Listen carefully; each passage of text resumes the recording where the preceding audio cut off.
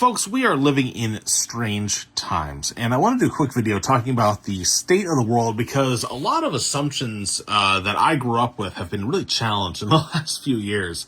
Like 5 years ago, 2020-ish, the world faced three main strategic adversaries. You had Russia, Iran, and China, each creating chaos in their own way. Russia has always, ever since the collapse of the Soviet Union, they've launched like a dozen different invasions of their neighbors to try and reclaim that area. And they've also, used the Wagner Group to create problems in Syria and Africa. And they've just exported a lot of chaos as they've tried to reclaim their power that they once held. Similarly, China has been doing a lot of the same stuff as they've come into more of an economic power. They've been building up their navy. They've been trying to create their own little fiefdom over the South China Sea, extorting and bullying their neighbors, and doing a lot of bad loans with a lot of autocratic regimes in Africa to try and, create more extortion and just, it creates problems overall. You're messing with free trade and creating just problems all around. Not great things for the world at large. And then, of course, you have Iran. Iran, as an Islamic State, has been funding militias and insurgencies all throughout the Middle East, everything from the Houthis to Al-Qaeda to Hamas and Hezbollah, and the list goes on and on and on of the militias that they like to fund to keep the Middle East in turmoil. They benefit a lot from the chaos that comes from these militias. And over the last few years, the assumption that these nations are just kind of increasing in power as time goes on has kind of started to crumble. First with Russia after they invaded Ukraine in 2022, and their military has just disintegrated against the Ukrainian front. They've lost 100,000 troops in both killed and casualties. In addition, 1 million troops in both killed and casualties. As well as thousands of tanks, thousands of strategic aircraft that they can't replace. And they're just failing. Their reserves that have been keeping them going are the old Soviet reserves, which they can't replace. And it's just been incredibly fascinating to see Russia just crumble as they try and extend their power a few hundred miles beyond their border. I know a lot of people are going to say, oh, you think Ukraine is winning? It's like, no, I wish that we could help Ukraine more. I wish that Ukraine could be enabled to win. I think we have the means to do so. But even if the powers that be decide, we're not giving any more money, more aid to Ukraine, there's no world in which, 5 years, 10 years from now, Russia is more powerful than it was 5 years ago. They've just burned through so much man and materiel. They're crippled for the foreseeable future. There is no world in which they are stronger in the future than they were 5 years ago. And they're not going to be able to project power, especially, because Wagner, there was their ability to project plausible deniability through a PMC in Africa and Syria. That's been folded into their regular military. They aren't able to project force in the same way that they used to be able to. Similarly, now in the last week or two, Iran, which the assumption that I was always told was that Iran is heavily mountainous, no one can invade them, they have strong air defense courtesy of their old Soviet tech, so nobody is going to be able to really hinder them in their territory.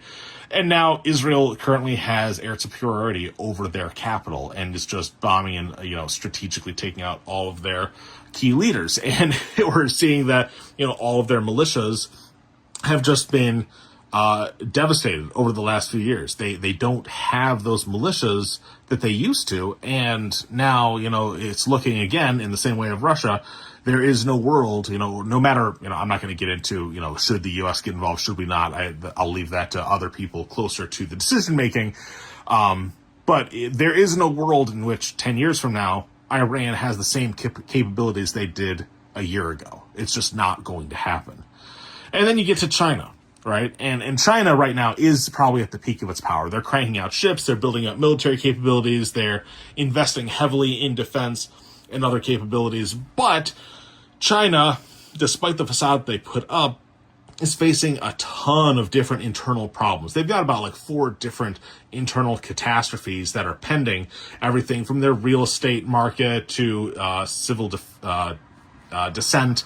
A lot of people within China are upset. There's a lot going on, but the biggest issue, even if everything else gets resolved, is their population crisis. After decades of the one-child policy, they are now at a point of no return where no matter what they do, there is literally nothing that China can do.